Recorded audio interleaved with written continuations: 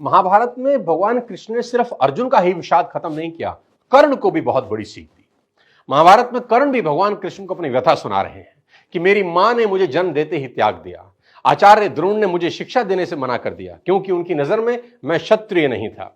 द्रौपदी के स्वयंवर में मुझे अपमानित किया गया कि मैं राज परिवार का हिस्सा नहीं हूं। मुझे पूरे जीवन अपमान का घूंट पीना पड़ा। कर्ण पूछते हैं, केशव मेरा क्या अपराध था?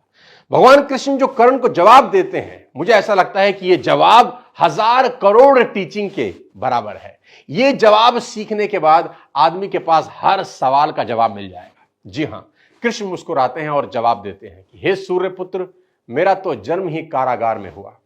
मेरे पैदा होते ही मृत्यु मेरी प्रतीक्षा कर रही थी। जिस रात मेरा जन्म हुआ उसी रात मेरे मां बाप से मुझे जुदा कर दिया गया और जहां पहुंचा वहां सब काम मुझे ही करने पड़े। गायें चराने से लेकर गोबर उठाने तक सब काम करता रहा। सिर्फ 2 दिन का था, मेरे ऊपर राक्षसों ने हमला कर दिया।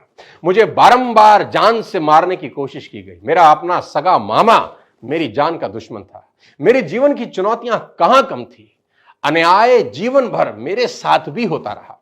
कृष्ण कर्ण को समझाते हुए बड़ी बात कह रहे हैं जो हमें सीखने की जरूरत है कि जीवन में आपका अपमान होता है, यह इंपॉर्टेंट नहीं है। इंपॉर्टेंट यह है आप उस अपमान का जवाब कैसे देते हैं। कर्ण जीवन भर अपने अतीत की कड़वाहट से भरे रहे, पर कृष्ण कभी अपने अतीत पर आरोप नहीं लगाते। कर्ण पीछे की ओर देखते हैं और कृष्ण आगे की तरफ। कुदरत ने दोनों के साथ अन्याय किया, पर कर्ण यह अन्याय कभी भूल नहीं पाए और कृष्ण को यह अन्याय कभी याद नहीं आया। एक ने अपने आप को क्रोध के विष से भर लिया और हीन भावना से भर लिया, और दूसरे ने स्वीकृति के अमृत से। दोनों में अगर कोई अंतर था तो वो एक्सेप्टेंस का था। कृष्ण ने हंसकर अपनी नियति स्वीकार कर ली और कर्ण कभी अपनी नियति स्वीकार नहीं कर सके, और परिणाम में कर्ण अधर्म के पक्ष में लड़ते हुए अकाल मृत्यु को प्राप्त हुए। परिस्थितियों का चक्र चलता रहेगा। कई बार लगता है कि भाग्य ने धोखा दे दिया।